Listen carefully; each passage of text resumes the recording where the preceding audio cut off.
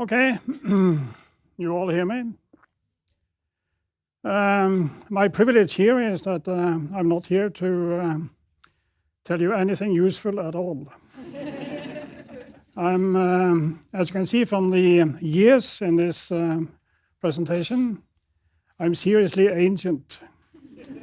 And I'm going to tell you about what tech life used to be 40, 50, and 60 years ago, to the extent that it existed at all.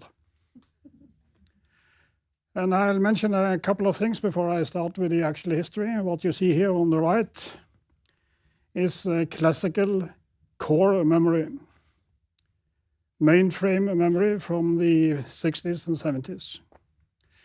It's ferrite cores with 3 wires through. And each ring is a bit. It's magnetized either clockwise or counterclockwise, which means 0 or 1.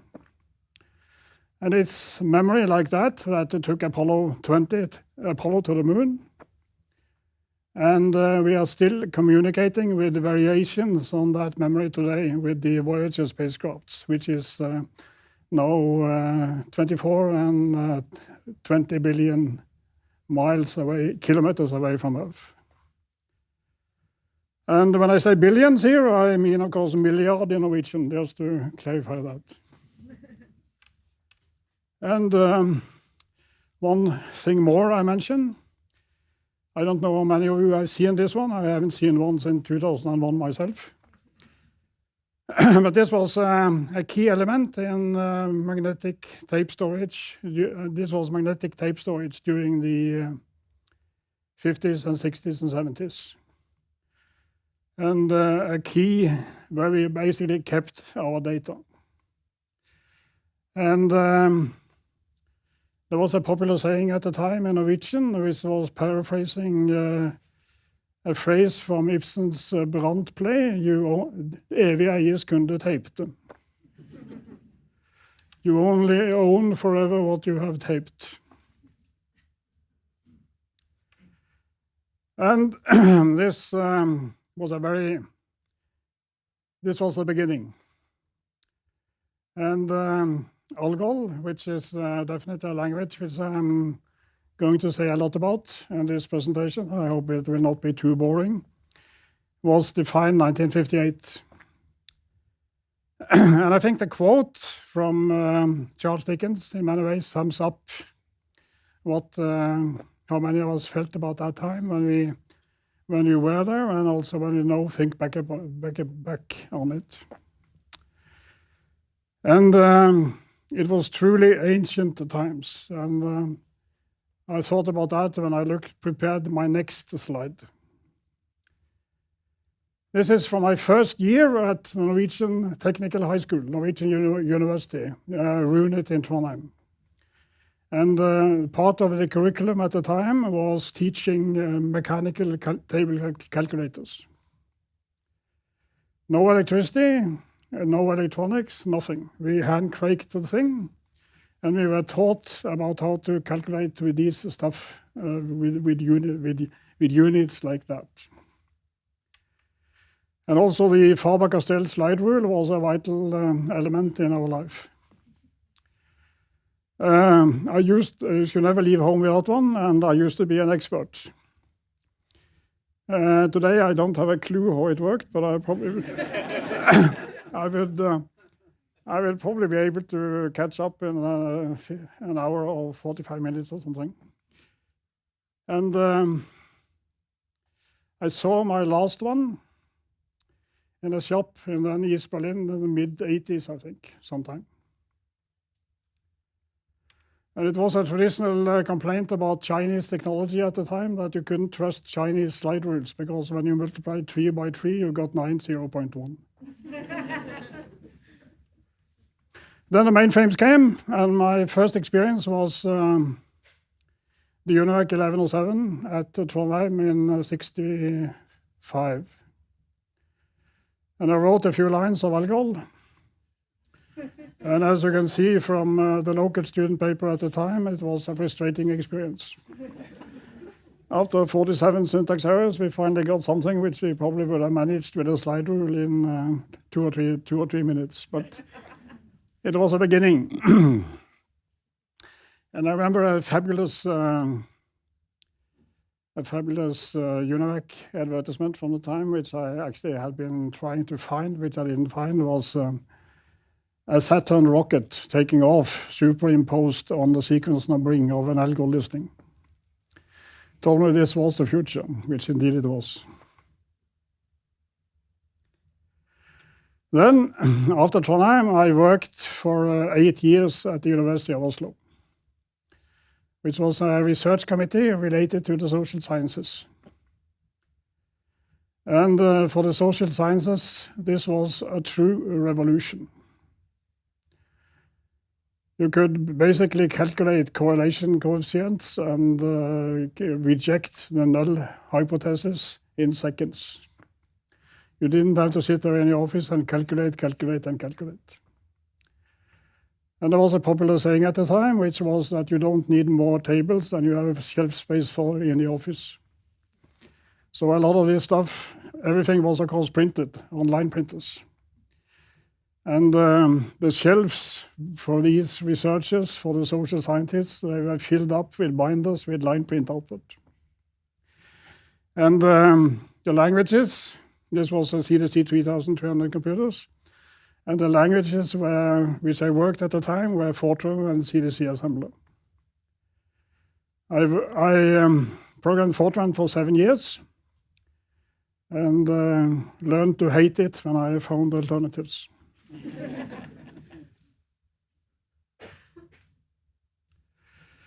There is, I should have mentioned this thing about spurious correlations, because once you had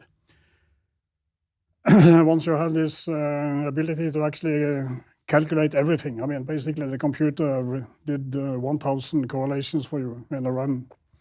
You ended up, of course, up with spurious correlations. And there were some cases where people published research papers with, based upon completely random stuff, such as there was a relationship between cancer and picking lingonberry in southern Norway. And I show you one example of a spurious correlation on the next screen. This is the relationship between the age of Miss America and murders by steam, hot vapors, and hot objects.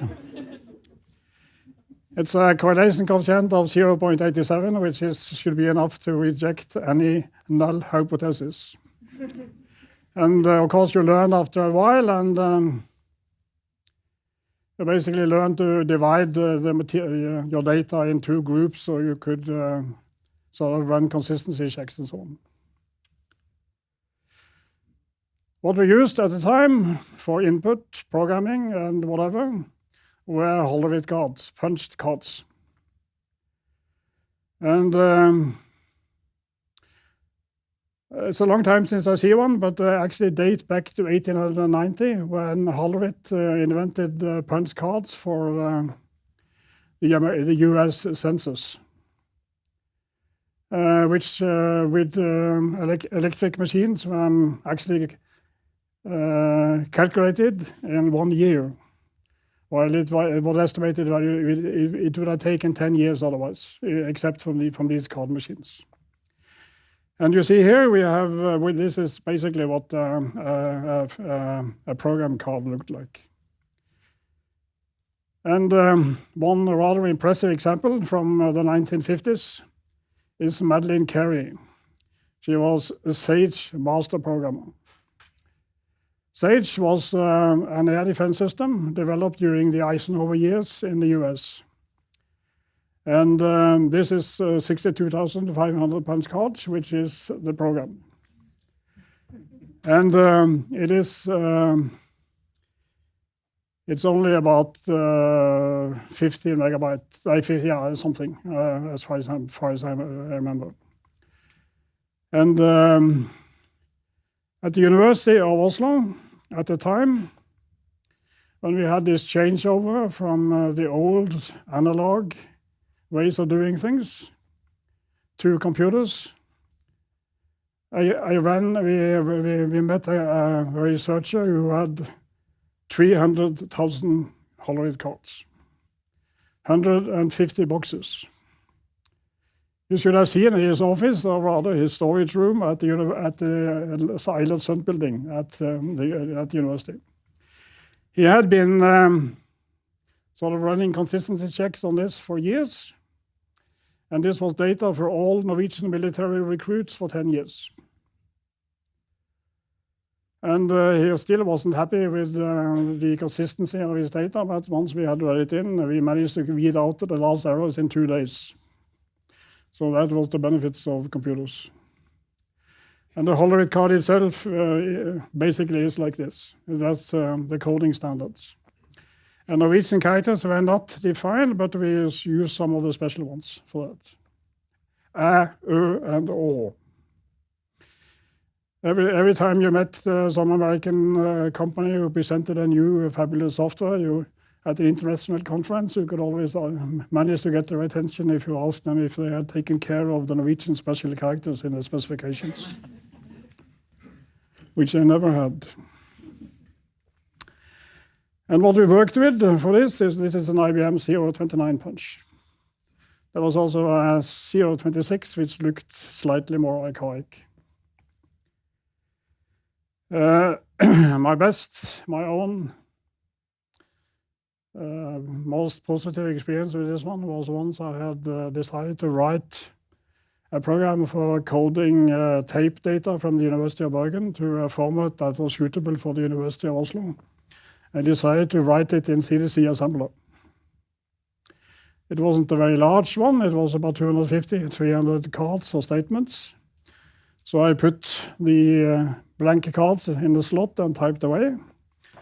And in the keyed, and when I had the stack of finished cards, I took them and read them through the assembler program. And there were no formal errors. I thought this was quite something. So then I decided, okay, I have to test this. This will be an endless sequence of testing. And it worked on the first run.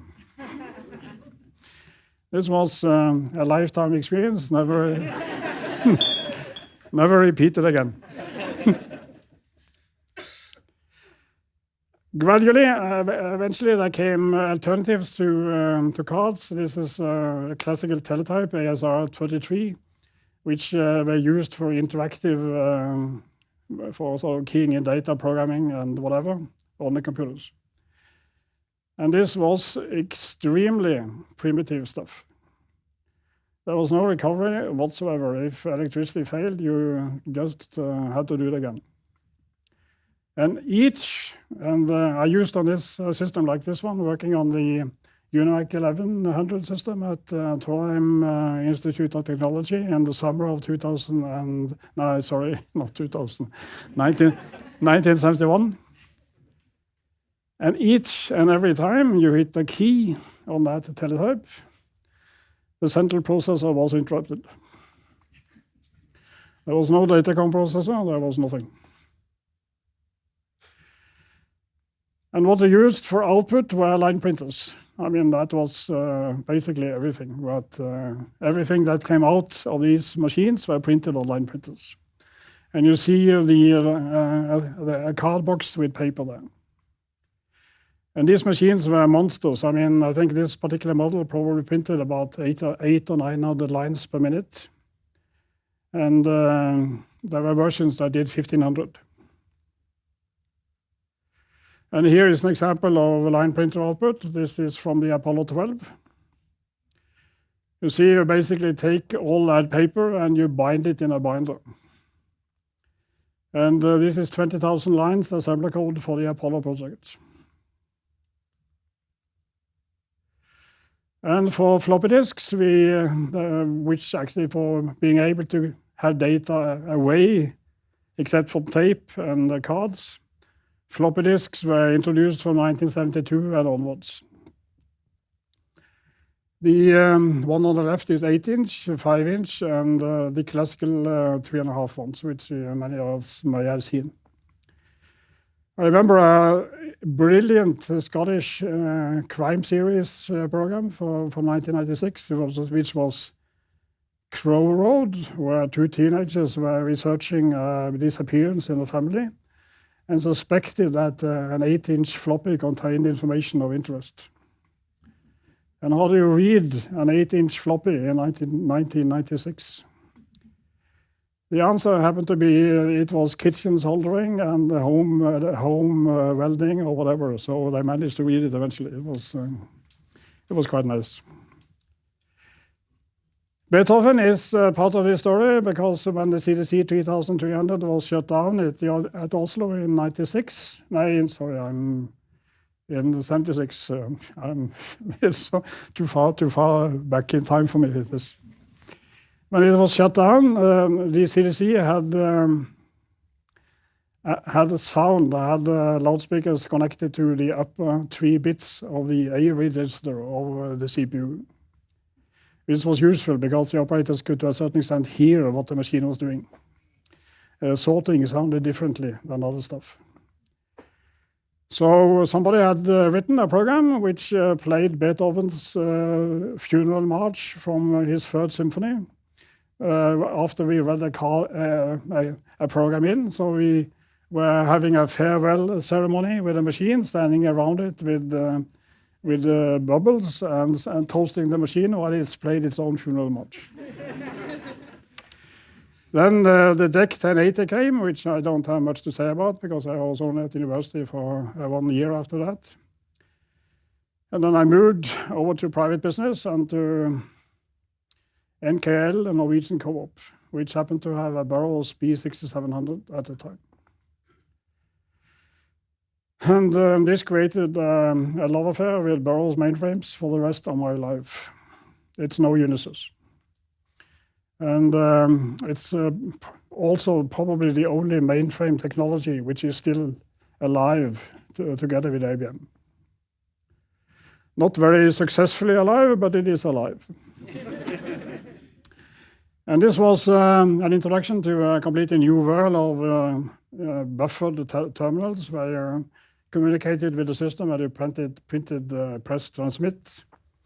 And you basically worked on the intelligent pulse select lines and intelligent communication. And on the next one, you see a detail from the operator console.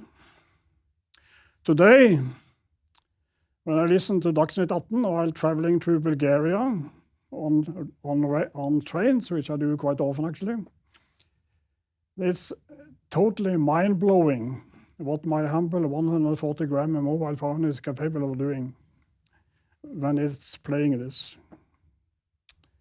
And it's certainly not simplified by the fact that it also has to handle Bluetooth to my phonic hearing aids at the same time.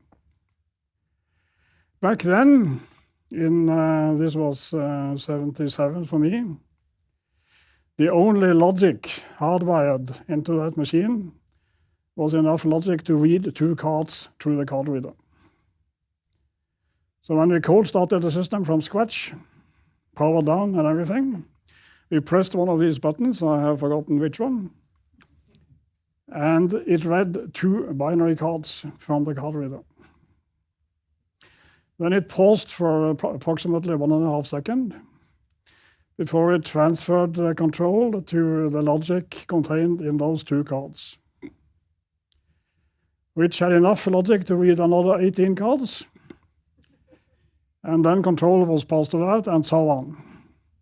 Until finally the system was intelligent enough to load system software from the system loader tape. That's how we cold started. And the basis for all this was Algol, the programming language which totally defined Burroughs mainframes. And you see from the tree structure here that Algol is in many ways the mother of all modern programming languages. PL1, C, Pascal, and C.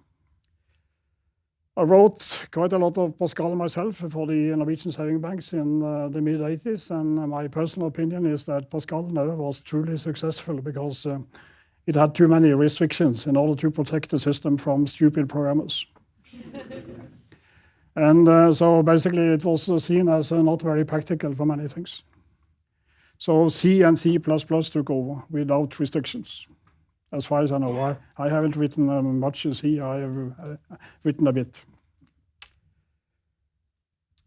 And here is an illustration of a simple Algol program, how to drink beer at Liège train station. You basically keep going and you have a procedure to drink it, and while the empty glass is false, you keep going. While not empty glass, do begin drink end. That's the basic block structure of Algol.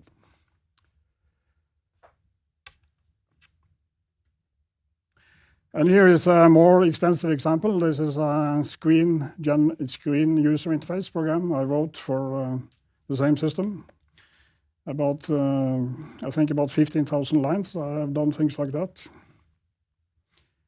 And this is a small detail.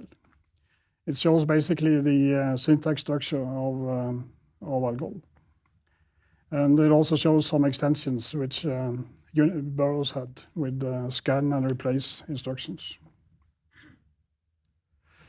Also, the workflow language or job control language was very similar to Algol. It had the block structures and if and then and constructs. And it had also mechanisms for communicating with the task through task variables. So it was perfectly possible to write fairly easily jobs that made decisions based upon how the task progressed or ended or the quality of what had been run. And this was, of course, extremely useful if you are multiprocessing tasks in a job. You could run the job and wait and whatever. The Burroughs MCP was also the very first operating system that handled multiple processors in an operating system. And it handled the virtual memory, also the very first. The reason why virtual memory was of key importance in those days, to put it mildly, was that the cost of computer memory was totally mind-blowing. This diagram here shows the historical cost of computer memory and storage, and it is a logarithmic scale. It's not linear, the y-axis. And if you look on that closely, you will see that the theoretical cost of 1 terabyte of memory in 1970 would have been $737 billion US. Or the cost of what Twitter used to be 16 times over.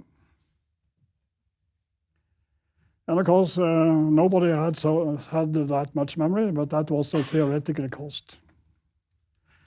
And Bill Gates' famous statement from 1981 that 640K must be enough for everybody must certainly be seen in that context. Even though prices had decreased to a reasonable level in 81, it was still expensive. I bought one of the first IBM personal computers myself, and it wasn't cheap. And why it was costly is shown in this picture of, I have a more detailed picture of the ferrite core, which I showed previously. This, as mentioned, one ring is 1 bit, and there are 3 wires through each ring. And the way it's magnetized clockwise or counterclockwise defines whether it's 0 or 1.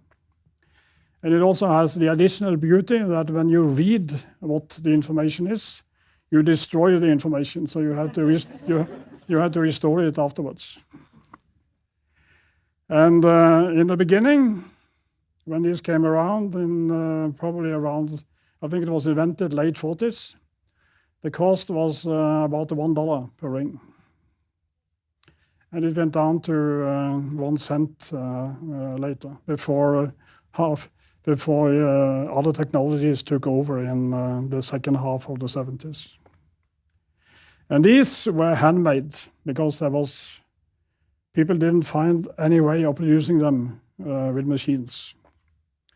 It was tested, there were some successful attempts at the later stages, but people were sitting and actually threading this stuff.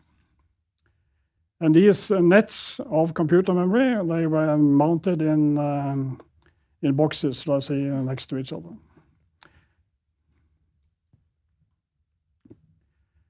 Also, a very interesting thing about the Unisys software is that, or the Burroughs, is that, as I said, absolutely everything was written in variations of Algol. And that included the Algol compiler itself. So, okay, you have written an Algol compiler in Algol. And how do you compile it? There is nothing to compile it with because you haven't been able to compile it. So instead of actually writing a new compiler in assembler code, they took the written Algol compiler, written in Algol, and transferred it statement for statement to machine code, which then compiled the compiler. And with that result, it was recompiled again, and turned out to be much more efficient and faster and better than the manually coded version, which according to Unisys or Burroughs proved that the quality of high-level language is above everything else. And I think they're right. Also, the Burroughs MCP system had very strong mechanisms for protecting memory, protecting code, and data, and never the two should meet, and so on. And it was virtually impossible to modify. It was impossible to modify executable code, and that's probably part of the reason why these systems never have suffered from virus attacks. Not a single one to this day. Also, all code was reentrant. And I think I'm the only one in Norway that has written recursive COBOL because of this. It was quite useful because we were using it for monitoring inefficient programs and interrupted them through these constructs. And the trick was that you connected a section to an event, and then you caused the event within the program. So it called itself. Also, this was a time of a lot of literacy and humor and intellectual jokes and so on. And all this software was open and free. You could basically take it home and read it. I had a friend who used to take the MCP home and read it at night. And in a COBOL 68 compiler, there were two defines for increasing the size of the thing in case you needed to compile really large programs. And so basically you change that from 60,000 to 80,000 or whatever, and which was simple enough. And behind those two defines were a line from Dante's Divina Commedia in Italian, saying, if you venture beyond this point, give up all hope. Which I thought was actually quite neat. So after NKL, I left them after 2 years because I was a project manager for a hopeless project which we managed to implement, and it didn't improve my popularity at the place because of that, so I thought it would be okay to leave. So I worked for Norwegian Saving Bank's Computing Center, Fellesdata, for 2 years from 81 to 82. And this was a project where we were going to evaluate new terminals for the Norwegian saving banks. Potentially an enormous project, which meant that the vendors treated us very well. And even though the project was ended because I realized 81, 82 was a pretty stupid period for actually choosing technology for the saving banks, because you realized that big things were coming and they hadn't arrived yet. I learned that whatever you do in life, at least once be a project manager for a project which involves an Italian vendor, which gives you an insight in Italian restaurant life in the Aosta Valley, which I otherwise wouldn't have been able to experience. And this was Olivetti in Ivrea in Piedmont. And I have very fond memories of that. And Olivetti, unfortunately, is not with us anymore. This is a picture of one of, not the restaurant we went to, but certainly looked like that. Then I retired, and I did that after another more, let's say, 30 years. I worked with a lot of stuff. In the last 7 years, I worked at one of the SWIFT computing centers for the international fund transfers in Holland, in the Netherlands. On the 17th of December 2011, I had the pleasure of bicycling to my last working day at work. And since from 18th December 2011, I have been a pensioner. And the only stuff I do is Excel and train journey. I'm an expert on train journeys, European ones. So, okay, thank you very much for this opportunity and everything.